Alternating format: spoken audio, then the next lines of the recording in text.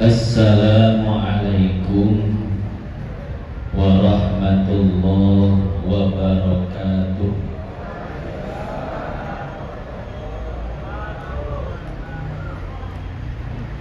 Bismillah walhamdulillah, wassalatu wassalamu ala rasulillah Sayyidina Muhammad. Kurang kompak. Sayyidina Muhammad ibni Abdillah wa ala alihi wa sahbihi wa mawalah. Qala ta'ala kullu nafsin dha'iqatul maut. Wa qala an-nabiy sallallahu alaihi wasallam kafa bil mauti wa'idah. Wa qala al-imam Syafi'i kam min sahihin mata min ghairi illati wa kam min saqimin ashahinan min ad-dahri wa kam min sigarin yurtaja tulu umrihim wa qad udkhilat ajsamuhum zulmatal qabri. Yang saya hormati dan saya muliakan para habaib, para kiai, para ajengan, wabil khusus guru kita Al-Habib Ahmad bin Ibrahim As-Segaf, guru kita Bapak Kiai Haji Hasan Basri, guru kita Bapak Kiai Haji Ahmad Yani, guru kita Bapak Kiai Haji Ahmad Sibawai, guru kita Bapak Kiai Haji Ahmad Ghazali, guru kita Ustadz Haji Yusri, guru kita Ustadz Haji Bisri, dan guru-guru yang lainnya yang mohon maaf tidak bisa disebutkan satu persatu namanya. Para orang tua, para tokoh, para sesepuh telah hadir bersama kita, Bapak Haji Ali, Bapak Haji Ooi, Bapak Haji Danto, dan para orang tua yang lainnya. Wabil khusus sahibul bait, keluarga besar daripada almarhum al-maghfurlah Bapak Haji Abdul Rahim. Kita doakan mudah-mudahan almarhum senantiasa Allah terima iman Islamnya, diluaskan kuburnya, dijadikan kuburnya raudhah min riyadil jinan. Anak-anak yang ditinggalkan menjadi anak-anak yang soleh dan solehah. Amin ya Allah ya Rabbal alamin. Hadirin hadirat jamaah yang dimuliakan Allah, jamaah haul yang pertama, betul ya Pak Haji ya? Yang pertama daripada almarhum Bapak Haji Abdul Rahim, yang mohon maaf tidak bisa disebutkan satu persatu namanya, namun tidak mengurangi rasa hormat dan takzim saya kepada beliau semua.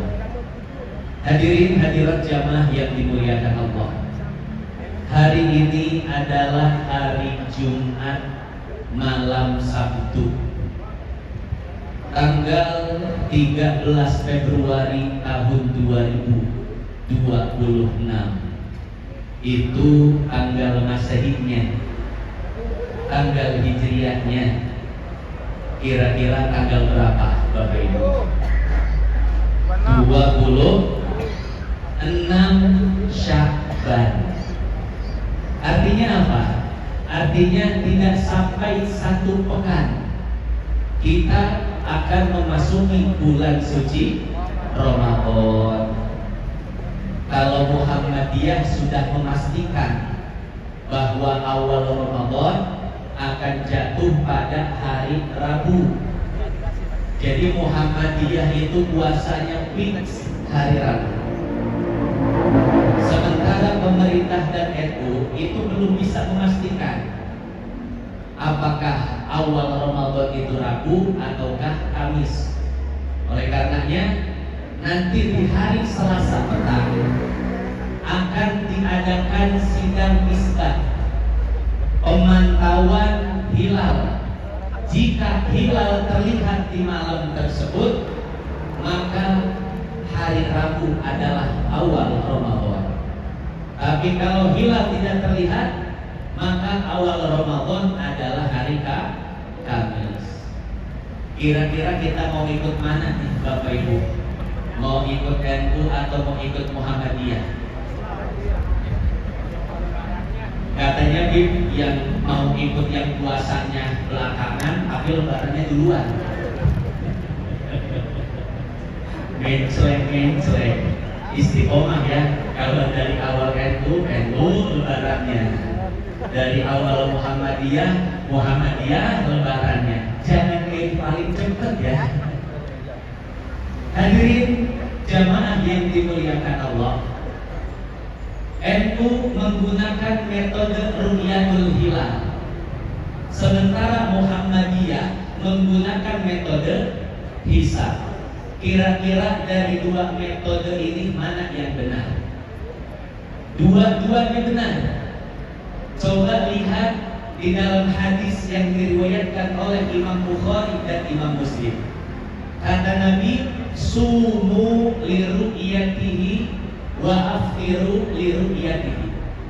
Hendaklah kalian puasa Ramadan ketika kalian melihat hilal Ramadan, dan hendaklah kalian meninggalkan puasa ketika kalian melihat hilal Idul Fitri.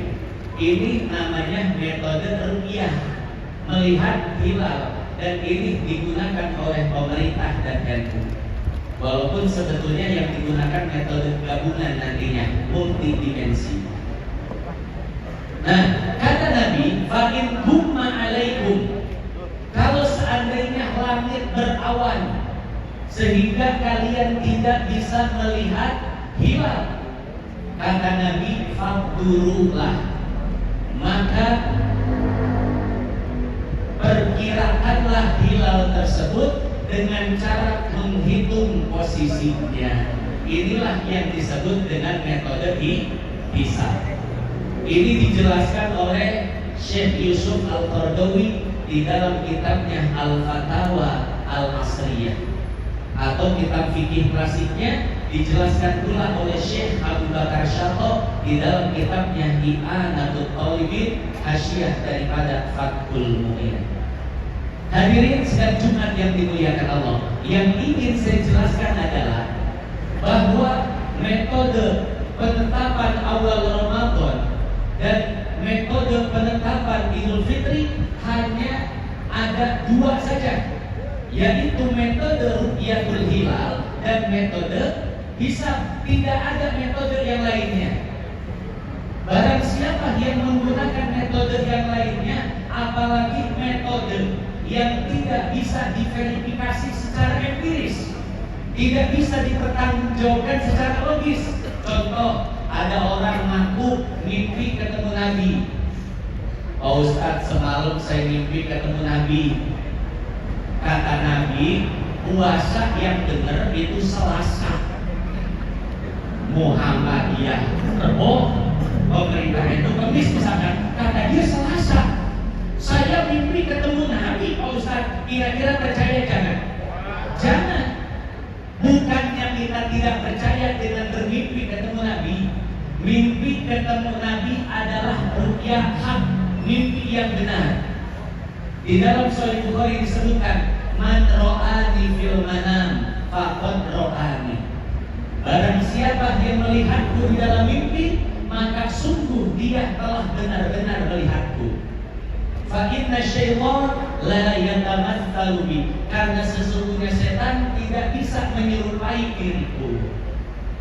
Betul, setan tidak bisa menyerupai Nabi, tapi ingat, setan bisa mengaku-ngaku sebagai Nabi.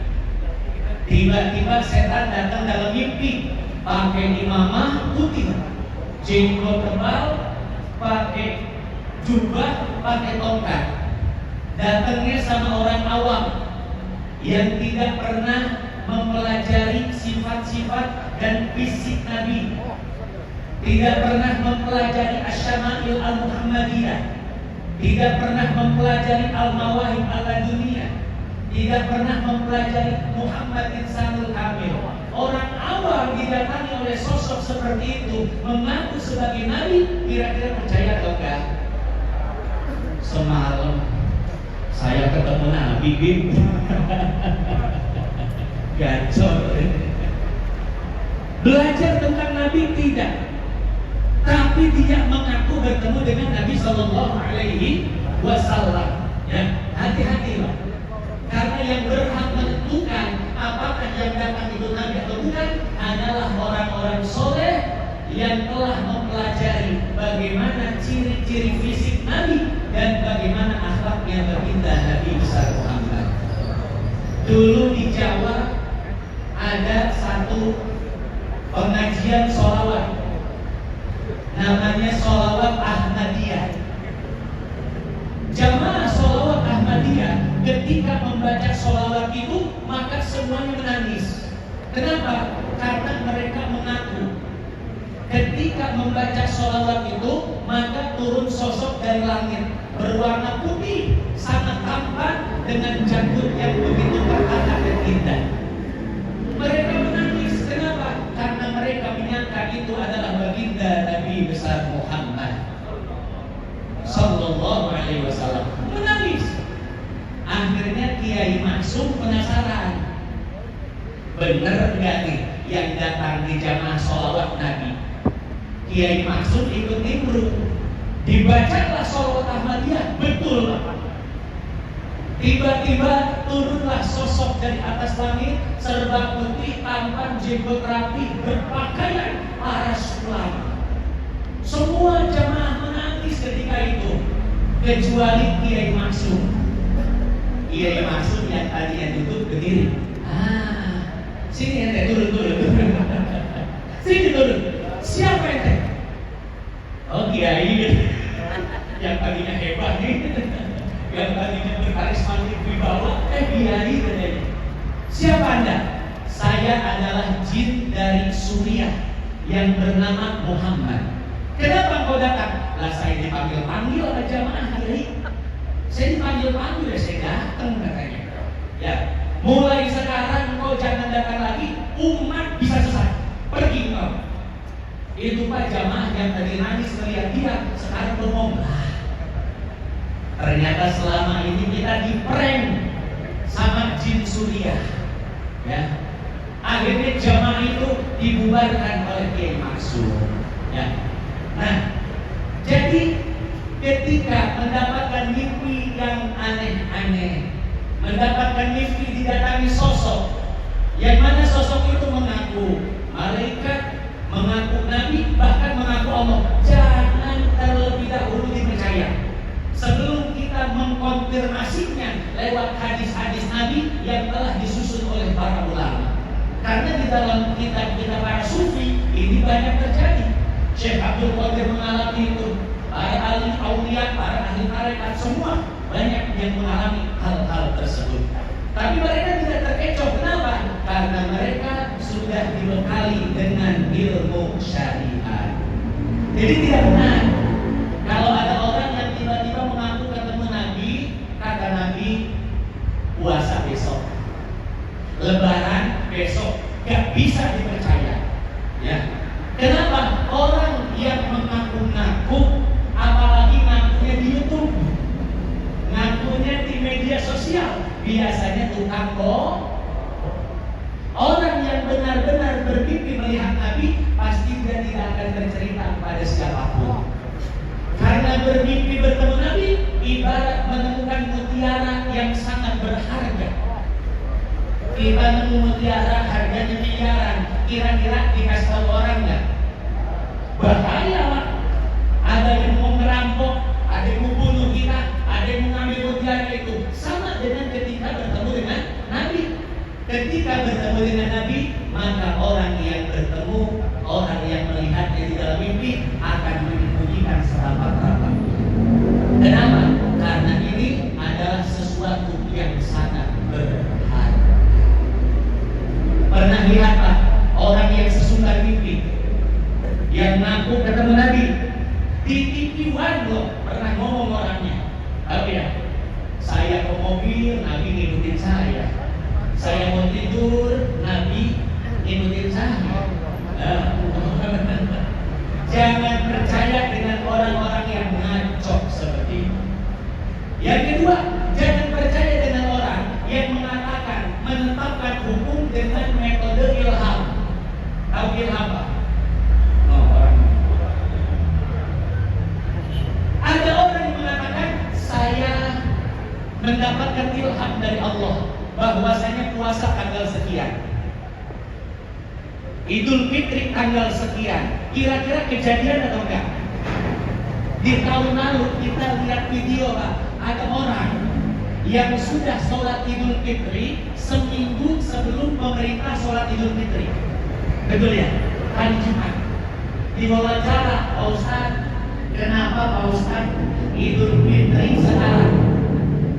Kan pemerintah 1 minggu lagi Idul Fitrinya. Itu apa? Saya kemarin ditelepon sama Allah. Ditelepon Allah. Zaman sekarang udah canggih. Saya video callan sama Allah. Video callan. Bikin perjanjian sama nukar nakir. Tahu orangnya? Jangan sebutkan inisialnya Bukron. Inisialnya. Pokoknya kita ngamuk deh. Jangan mudah dibodohi dengan hal-hal seperti itu. Bukannya kita tidak percaya dengan ilham.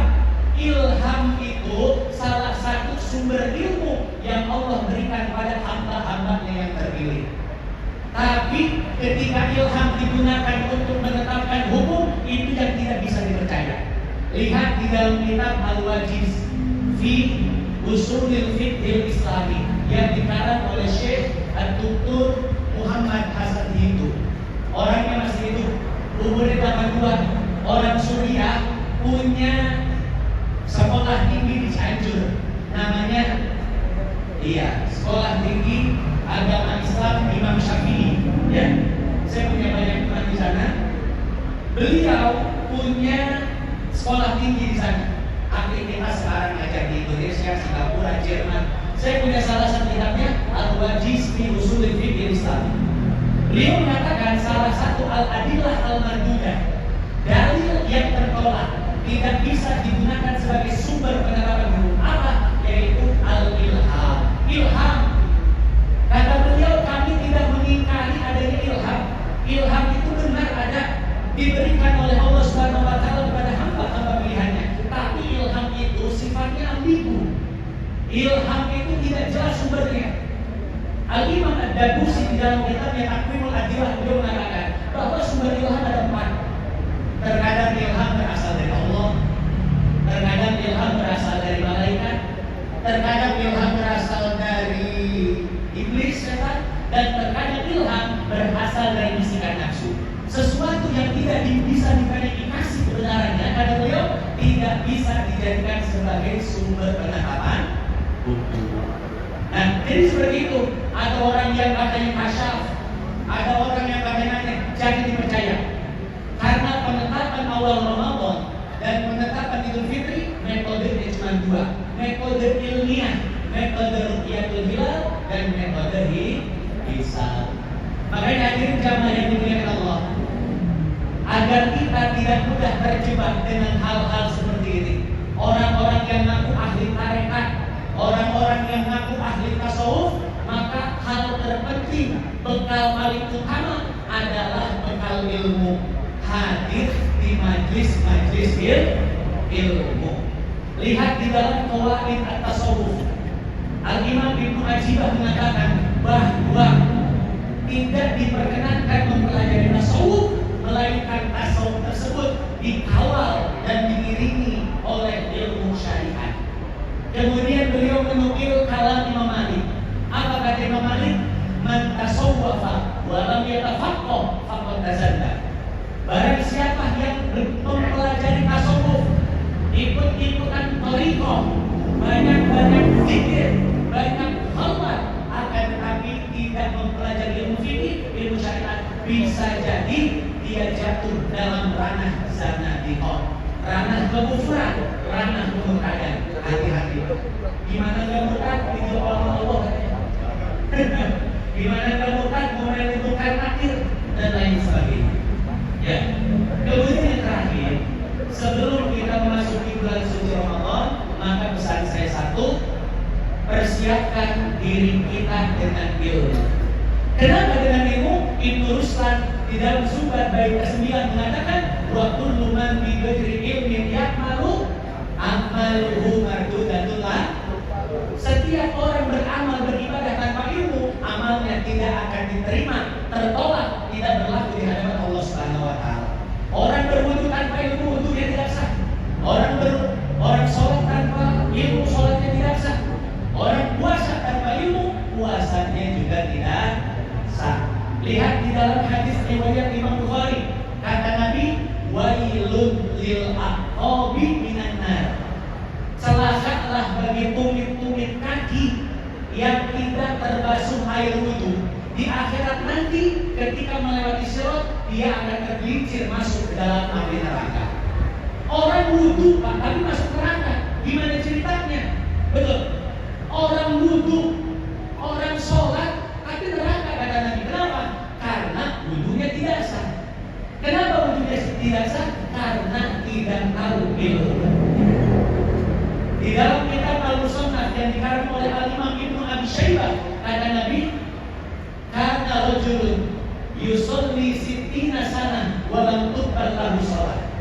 Ada seseorang yang sudah sholat selama 60 tahun, tapi tidak satu pun sholatnya diterima oleh Allah. Kenapa? Yutimmu ruku'ahu wa la yutimmu sujudahu, wa yutimmu sujudahu wa la yutimmu ruku'ahu. Sholatnya asal-asalan, tidak tahu rukun syaratnya, sholatnya tanpa ilmu, rajin ibadah doang tapi nggak pernah ngaji. Bayangkan Pak, orang sholat tapi masuk tanpa ilmu. Yang terakhir kata Nabi dalam An-Nasai itu aja, kata Nabi, kam min shaimin laisa lahu min siyamihi ilal jum' wal atash. Berapa banyak orang yang berpuasa tapi puasanya sia-sia, bukan ain-ain, sia-sia. Kenapa sia-sia? Tidak ada yang dia dapatkan melainkan haus dan lapar saja. Puasanya sia-sia karena dia berpuasa tanpa ilmu. Maka hadirin, yuk persiapkan diri kita untuk menyambut bulan suci Ramadan dengan persiapan ilmu. Saya dengar almarhum Haji Rohim, beliau itu bukan hanya menuntut ilmu, tapi beliau adalah donatur ilmu. Betul Pak Cina? Beliau punya majelis, beliau undang masyarakat, beliau undang ustaz untuk menuntut ilmu di majelis beliau. Ini kan donatur ilmu, bukan lagi penuntut ilmu, bukan lagi pengajar ilmu, tapi donatur ilmu. Orang yang pertama kali masuk surga. Percaya nggak Pak? Ada sebuah kisah, ada 4 golongan yang berebut masuk surga. Golongan pertama golongan ulama, golongan kedua agniya, orang-orang kaya, golongan ketiga syuhada, orang yang mati syahid, dan golongan keempat adalah orang-orang ahli ibadah. Kira-kira dari 4 golongan ini mana yang duluan masuk surga? Ada yang jawab ahli ibadah, ada yang jawab ulama. Ini pertanyaan sama persis dengan pertanyaan yang Al-Habib Salim bin Abdullah bin Umar Syakiri tanyakan kepada kami selaku muridnya. Jadi ketika ngajar, beliau nanya, para muridku, dari 4 golongan tadi mana yang masuk surga duluan? Di antara kita ada yang jawab ahli ibadah B, di antara kita ada yang jawab ulama B. Aduh, ketawa aja, salah semua. Kenapa? Kata Habib, orang yang pertama kali masuk surga adalah al-agniya, orang-orang berharta. Kalau kita protes, nggak bisa gitu. Karena begini ceritanya, ketika ahli ibadah akan masuk surga, dicegat oleh malaikat, hei ahli ibadah, mau ngapain kau? Kata ahli ibadah, aku mau masuk surga malaikat. Kata malaikat, silakan, tapi satu pertanyaan untukmu. Siapa yang mengajarkan kepadamu tata cara ibadah sehingga ibadahmu cukup syarat, cukup rukun, diterima oleh Allah? Kata ahli ibadah, ulama ya malaikat. Kata malaikat, ya sudah, minggir dulu, ulama dulu yang masuk. Yang kedua syuhada, orang yang mati syahid, mau masuk surga. Kata malaikat, mau ngapain? Kata orang yang mati syahid, lah kita mau masuk surga. Karena kitalah orang-orang yang berjuang meninggikan kalimat tauhid ketika kita masih hidup di dunia, maka kita berhak masuk surga. Kata malaikat, silahkan, tapi satu pertanyaan. Engkau bisa memiliki keberanian yang luar biasa sehingga berjihad di jalan Allah, ajaran siapa? Siapa yang ajarin? Kata mereka, ulama. Ya udah, ngalah dulu sama ulama. Ulama masuk di petani keteng. Aneh nih. Kata malaikat, ulama mau ngapain? Surga dong. Antum gak lihat tadi ngomong apa? Yang ahli ibadah bisa benar ibadahnya karena ulama. Syuhada bisa berani mengorbankan jiwa raganya, ajaran ulama. Ada ulama. Ya sudah, kata mereka, boleh masuk. Akan penanya di ulama.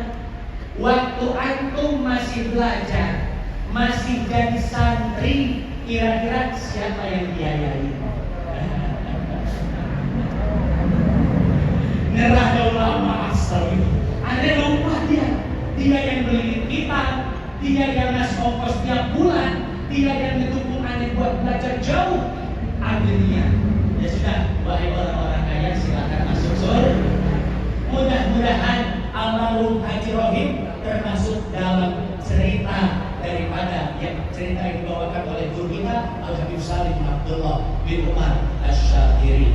Maka saya pesan kepada penerusnya, anak cucunya, untuk meneruskan majlis taklimnya Bapak Haji Rohim almarhum. Jangan sampai majlis taklimnya padam, ya. Karena salah satu bakti kepada orang yang telah meninggal dunia adalah meneruskan kebiasaan-kebiasaannya saat dia masih hidup. Hadis riwayat Imam Abu Dawud. Itu saja yang dapat saya sampaikan pada kesempatan kali ini. Mudah-mudahan yang sedikit ini bisa bermanfaat. Mudah-mudahan kita berpisah dari tempat yang mulia ini, karena Allah telah mengampuni dosa-dosa kita. Allah berikan keberkahan kepada PT Dian Laksana Karya, bosnya sejahtera, karyawannya sejahtera, dunia yang baik akhiratnya. Itu saja. Ada Allah wa iyyakum ajmain. Assalamualaikum warahmatullahi wabarakatuh.